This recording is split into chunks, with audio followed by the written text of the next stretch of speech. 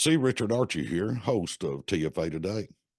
We're bringing to our membership and other interested individuals a series of interviews with incumbents and challengers for the Republican primary races in the state Senate for the 2024 election cycle.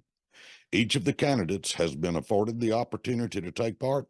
The failure of an incumbent to join this discussion is an indicator that they perceive your right to keep, bear, and wear arms of little to no import.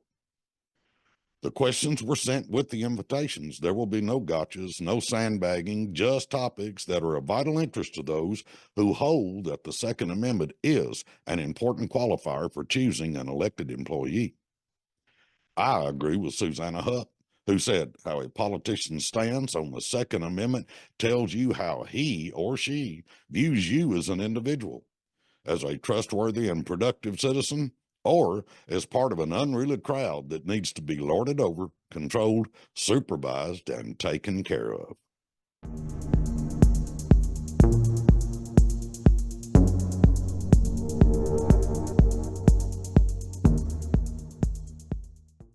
Today, our guest is Bobby Harshbarger, running for State Senate in District 4.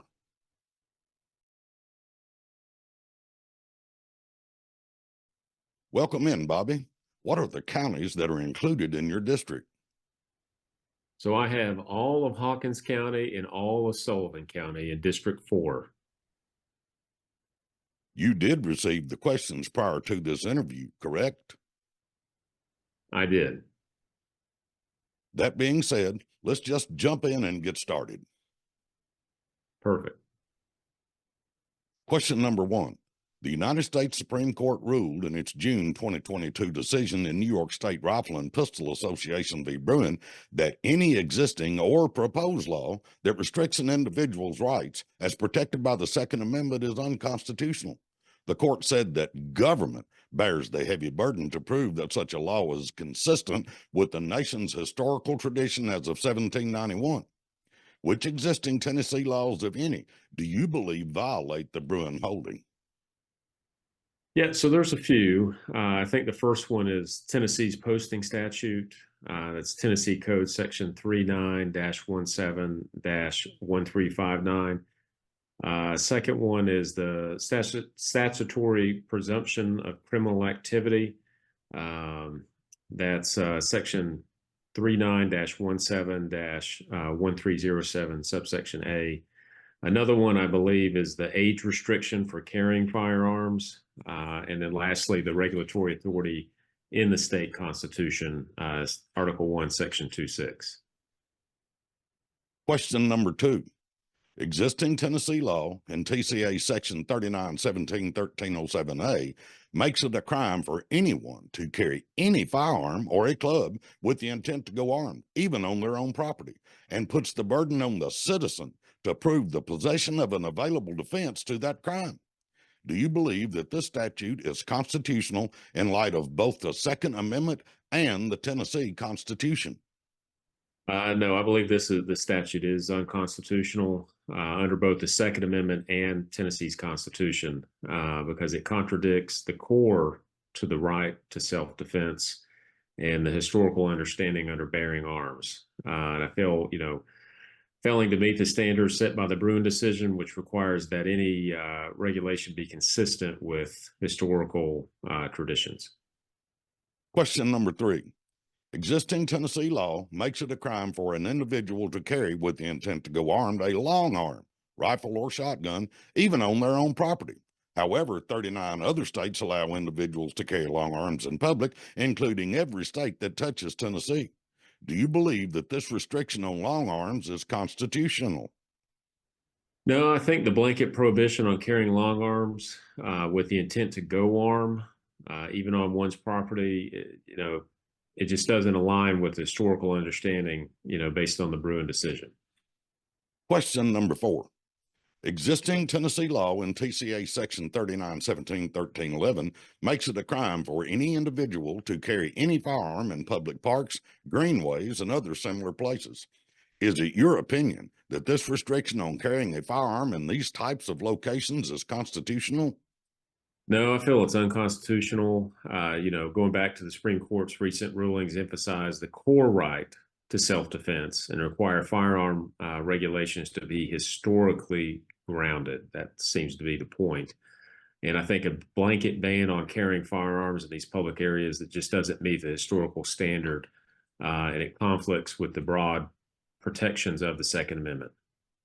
Number 5, do you believe that the Second Amendment protects a civil right of individuals, which right, when violated, is or should be the basis for civil rights claims by individuals?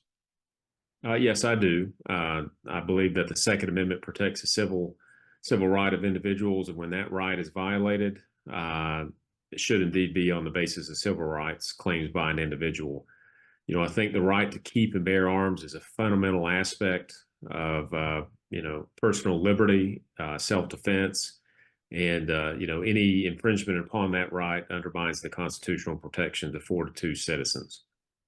Number 6, do you believe that public safety is a constitutional basis for infringing the rights protected by the Second Amendment? And if so, to what extent? No, public safety is not a constitutional basis for infringing on my right to protect myself and my family. The Supreme Court's decision in the New York case versus Bruin rejected the use of a two-part test that allowed infringements on Second Amendment rights based on public safety justifications. While I think, I feel that public safety is a significant concern, it can't be used as a blanket justification. Number 7, do you believe that law enforcement and any district attorney should have the burden to affirmatively rule out self defense before bringing criminal charges against an individual who has used force, including deadly force?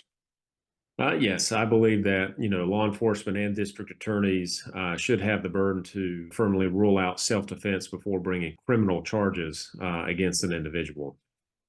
Number 8, do you believe that Tennessee has real constitutional carry? Why or why not? No, I don't. I don't believe Tennessee has real constitutional carry. For instance, certain public places, like we mentioned earlier, like parks and greenways, still have prohibitions on carrying firearms. In my opinion, true constitutional carry would mean no restrictions on the right to carry firearms, aligning fully with the Second Amendment. Number 9, do you believe that existing Tennessee law, which prohibits the use of deadly force, including merely brandishing a weapon to protect real or personal property, should be retained, modified, or repealed?